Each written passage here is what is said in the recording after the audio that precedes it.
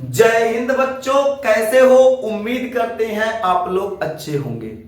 प्यारे बच्चों, आज का क्लास लेकर फिर आप सबके बीच उपस्थित हो गए हैं। आज के क्लास में हम लोग अध्ययन करने वाले हैं स्त्री में यौवनारंभ। यानी आज के क्लास में हम लोग क्या अध्ययन करने वाले हैं? तो आज के क्लास में हम लोग अध्ययन करने वाले हैं स्त्री में यौवनारंभ। यानी जो मादाएं हैं उनमें यौवना आरंभ अध्ययन करने वाले हैं। तो मेरे देश के अच्छे बच्चे, मुस्कुराते हुए आप लोग अच्छा सा हेडिंग कर लीजिए, स्त्री में यौवना आरंभ। अब अगर बात करें यौवना आरंभ की, तो यौवना आरंभ क्या होता है?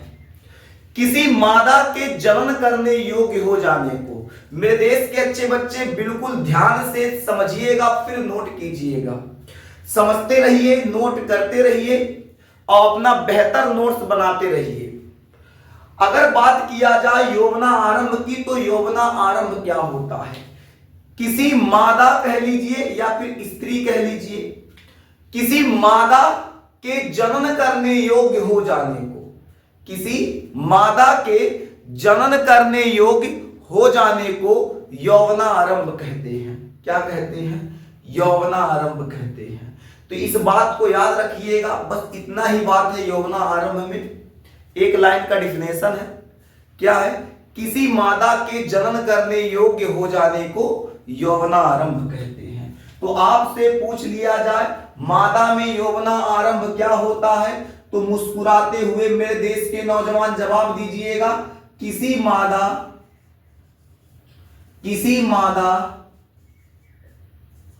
के जनन करने योग्य हो जाने को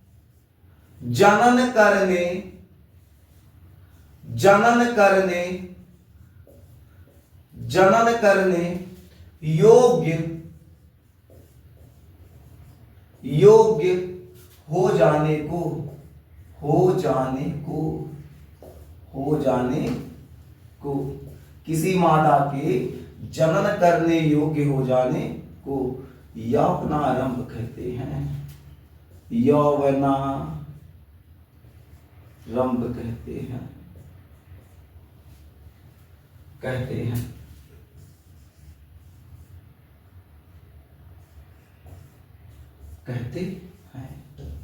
ठीक है मेरे देश के अच्छे बच्चे, क्या कहते हैं? यौवना आरंभ कहते हैं। आगे बढ़े। अब जनन करने योग्य हो जाना, इसका मतलब क्या है?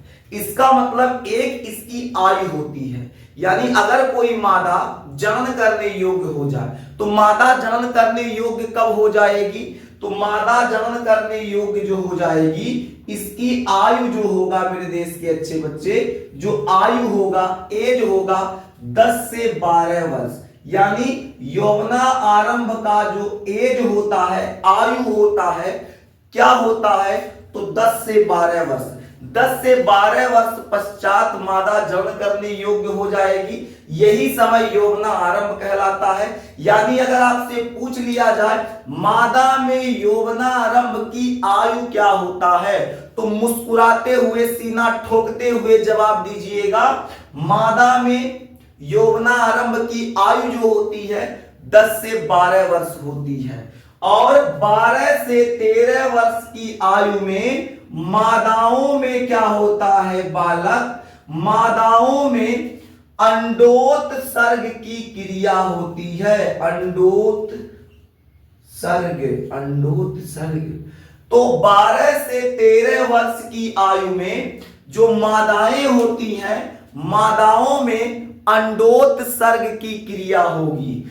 जब 12 से 13 वर्ष की कोई बच्ची हो जाएगी, उसमें जो अंडे होंगे, ओवरी में जो अंडे बनते हैं, वो अंडे बनने लगेंगे और इसी समय मासिक धर्म शुरू होता है। मासिक धर्म कह लीजिए, चाहे मासिक चक्र कह लीजिए, आवर्त चक्र कहिए, आवर्त धर्म कहिए, अलग अलग नामों से जाना जाता है मेरे देश के अच्छे बच्चे। यानी जो इसकी यौवना आरंभ की आयु होगी 10 से 12 वर्ष, परंतु 12 से 13 वर्ष में मादाओं में अंडोत्सर्ग की क्रिया होती है और उसी समय क्या होता है? मासिक चक्र आता है। तो पहली बार मादा को मासिक चक्र कब आएगा, किस आयु में आएगा, तो 12 से 13 वर्ष। और अगर किसी मादा को पहली बार मासिक चक्र आ रहा है, पहली बार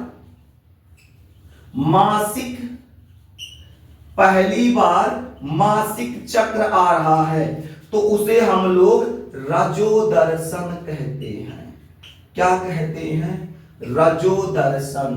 पहली बार किसी मादा में मासिक चक्र का आना रजोदर्शन कहलाता है। बाई द वे मान लेते हैं एक कोई मादा है, एक कोई अच्छी सी मादा है, इस मादा में क्या है, तो कितना खतरनाक आर्ट बना दिए। ये देखो एक कोई मादा है, ठीक है, ये क्या है, कोई घाघरा पहना देते हैं, ये कोई मादा है, ठीक, ये मादा है। ये मादा में क्या है बालक, जब ये 12 से 13 वर्ष की आयु में आई ये बच्ची, तो इसमें अंडोत्सर्ग की क्रिया प्रारंभ हो गया।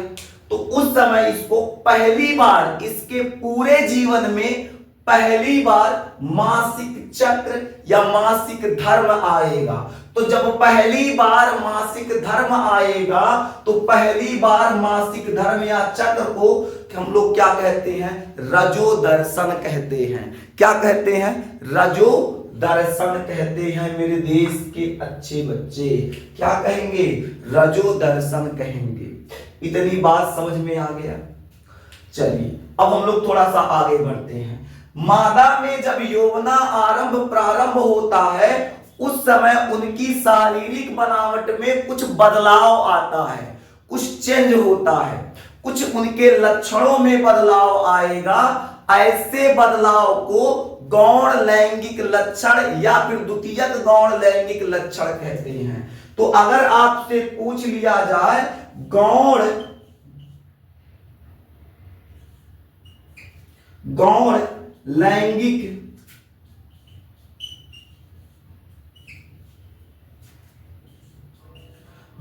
लैंगिक लक्षण बताइए, मादाओं में गौण लैंगिक लक्षण बताइए, तो आप क्या बोलेंगे।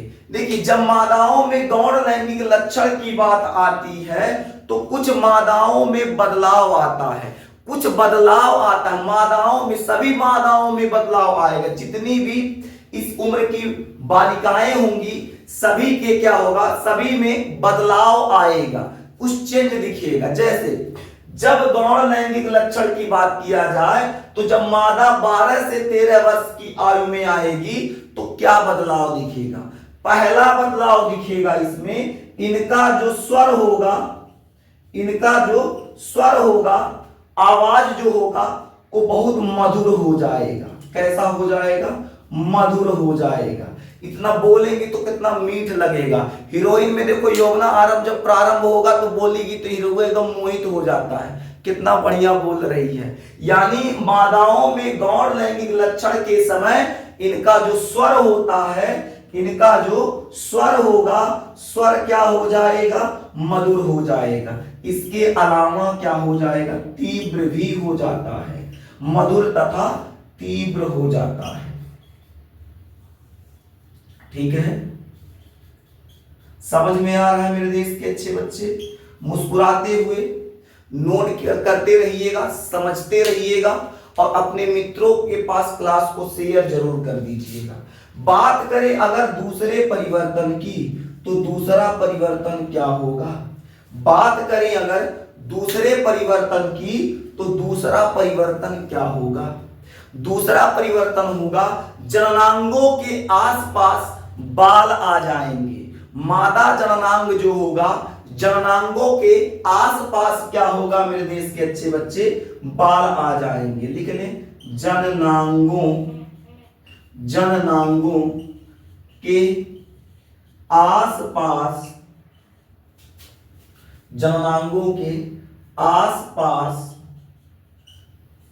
बाल उग जाते हैं, बाल उग जाते हैं। ठीक है, या आ जाते हैं, बात एक ही है। इसके अलावा और क्या परिवर्तन होता है, यहां लिख दें, चलिए यहीं लिख देते हैं। ठीक है, यहां लिख देते हैं।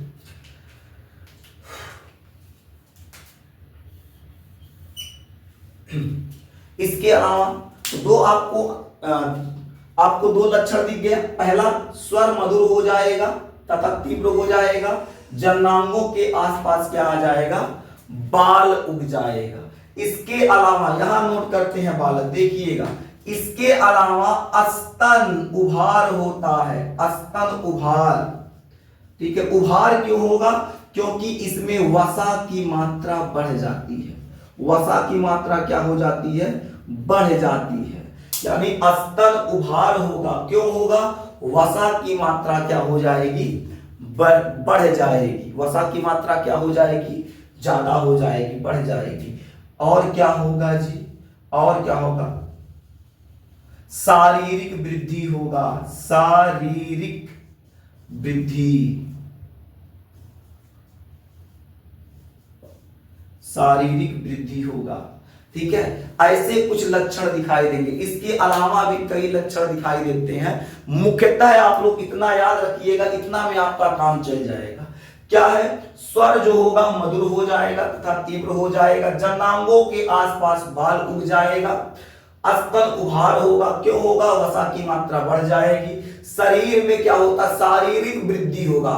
उस समय उनका जब एज आता है, 12 से 13 वर्ष का जब एज आएगा, जब इनका यौवना आरंभ प्रारंभ हो जाएगा, अंडोत्सर्ग की क्रिया होगी, इस समय क्या होगा बालक, इस समय उनके शरीर का जो बनावट होगा वो ऑटोमेटिक वृद्धि करेगा। क्या करेगा, वृद्धि करेगा।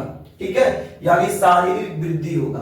ठीक है, अभी आप इतना नोट कर लीजिए। इसके बाद हम लोग पढ़ेंगे युग्मक जनन। मेरे देश के अच्छे बच्चे क्या पढ़ेंगे, युग्मक जनन। पहले इतना नोट कर लीजिए, फिर हम लोग शुरू करने वाले हैं युग्मक जनन।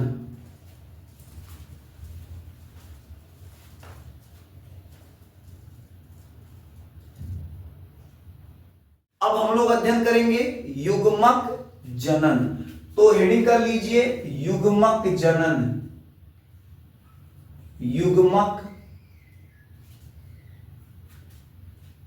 जनन, गैमेटोजेनेसिस, युग्मक जनन। युग्मक जनन क्या होता है, इसे समझते हैं। ये जो युग्मक जनन होता है आखिरकार क्या होता है। युग्मक जनन की क्रिया आपके जानकारी के लिए बता दें, नर में भी होता है, मादाओं में भी होता है। युग्मक जनन नर और मादा दोनों में होता है। नर का जो वृषण होगा उसमें जर्मिनल एपिथीलियम पाया जाएगा, जिसका अर्धसूत्री विभाजन होता है। इसी प्रकार जो मादाएं होंगी, मादाओं के अंडाशय में जर्मिनल एपिथीलियम पाया जाएगा, जिनका क्या होगा, विभाजन होगा। उनके विभाजन से युग्मक का निर्माण होगा, और युग्मक के निर्माण होने की यही जो प्रक्रिया है, इस प्रक्रिया को युग्मक जनन कहते हैं। यानी नर के वृषण में उपस्थित एपिथीलियम जो होगा, जर्मिनल एपिथीलियम जो होगा, उसके अर्धसूत्री विभाजन से मादा के अंडाशय में उपस्थित जर्मिनल एपिथीलियम के अर्धसूत्री विभाजन से युग्मक बनने की प्रक्रिया जो होगी, इसी प्रक्रिया को, इसी प्रोसेस को हम लोग क्या कहते हैं, युग्मक जनन कहते हैं। यानी हम लोग लिख क्या सकते हैं, तो हम लोग लिखेंगे नर के वृषण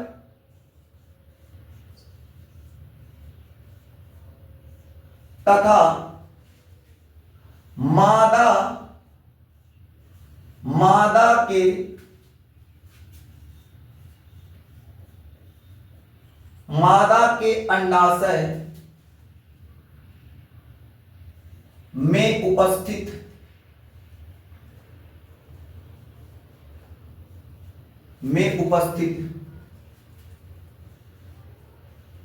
में उपस्थित जर्मिनल एपिथीलियम, ये समझ जाइएगा, जर्मिनल एपिथीलियम।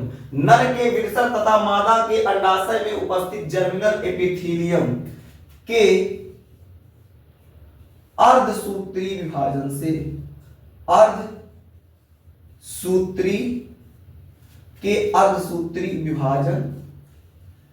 अर्धसूत्री विभाजन से युग्मक युग्मक निर्माण की प्रक्रिया को युग्मक जनन कहते हैं। युग्मक जनन कहते हैं।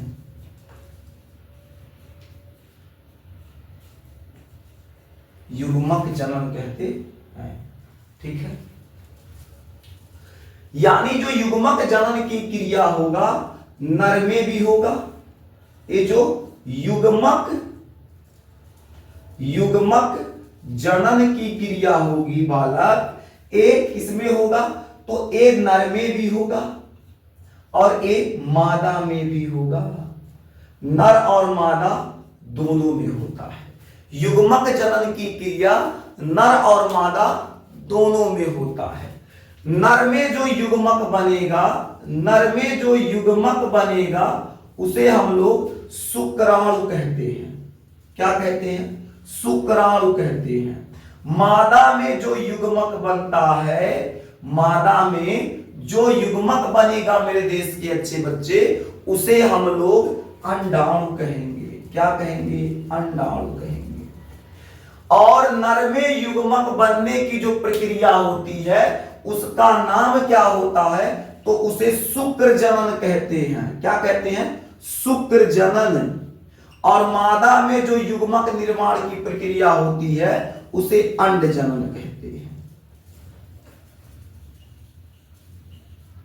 समझ में आ रहा है? यानी युग्मक जनन की क्रिया नर और मादा दोनों में होता है। नर के किस भाग में होता है, तो वृषण में होगा। मादा के किस भाग में होगा, अंडाशय में होगा। नर में युग्मक क्या होगा, शुक्राणु होगा। मादा में युग्मक क्या होगा, अंडाणु होगा। नर में जो युग्मक जनन की क्रिया होगी उसे हम लोग क्या कहेंगे, शुक्र जनन या शुक्राणु जनन। शुक्र जनन या शुक्राणु जनन। मादा में अंड जनन। क्या होगा, अंड जनन। अब देखिएगा, ये जो युग्मक जनन होता है, इसकी 3 प्रावस्थाएं होती हैं। कितनी प्रावस्थाएं? 3 या 3 प्रावस्था कहिए चाहे अवस्था कहिए, 3 अवस्था लिख देते हैं।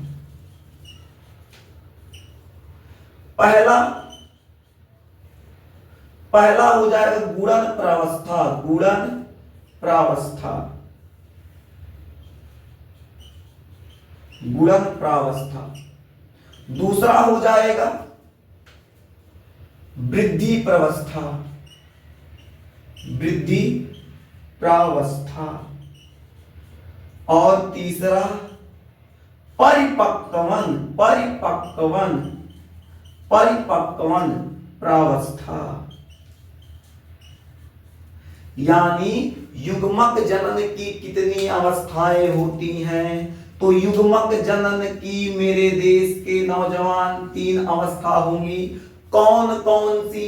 पहला हो जाएगा गुणन प्रावस्था, दूसरा हो जाएगा वृद्धि प्रावस्था, तीसरा हो जाएगा परिपक्वन प्रावस्था। क्या हो जाएगा? परिपक्वन प्रावस्था। अब ये गुणन प्रावस्था क्या होता है, वृद्धि प्रावस्था क्या होता है, परिपक्वन प्रावस्था क्या होता है, वो आपको जब शुक्र जनन और अंड जनन बताया जाएगा वहां पर ये प्रावस्थाएं होंगी। शुक्र जनन में भी ये तीनों प्रावस्थाएं होती हैं, अंड जनन प्रक्रिया में भी ये तीनों प्रावस्थाएं आती हैं। तो अगला क्लास आपका शुक्र जनन का ही होने वाला है। अगला क्लास शुक्र जनन का होगा। वहां पर आपको बता दिया जाएगा गुणन प्रावस्था, वृद्धि प्रावस्था और परिपक्वन प्रावस्था क्या होता है। अगर हम यहां समझाना चाहें तो भी आपको थोड़ा बहुत असमंजस जरूर रह जाएगा। इसी वजह से हम इस टॉपिक को यही समाप्त करते हैं। शुक्र जनन का क्लास कल लेके आएंगे। कल के क्लास में तीनों प्रावस्थाएं क्लियर हो जाएंगी। बोलो समझ में आ गया? आ गया तो इसे नोट कर लीजिए। फिर मिलेंगे आपसे अगले क्लास में। अगर क्लास समझ आता है तो आप लोग चैनल को सब्सक्राइब जरूर कीजिएगा और वीडियो को लाइक जरूर कीजिएगा। अपने मित्रों के पास क्लास को शेयर करते रहिएगा, क्योंकि पूरा बायोलॉजी क्लास 12th का पूरा बायोलॉजी बाबू आपके इस अपने चैनल संस्कार क्लासेज बाय सुरेंद्र सर पर पढ़ाने वाले हैं। तो ये चैनल आपका है, इस चैनल को सब्सक्राइब कीजिए और अपने मित्रों के पास भी शेयर कीजिए, ताकि वो भी अपना बायोलॉजी का क्लास बेहतर ढंग से कर सके। फिर मिलेंगे आपसे अगले क्लास में, तब तक के लिए जय हिंद।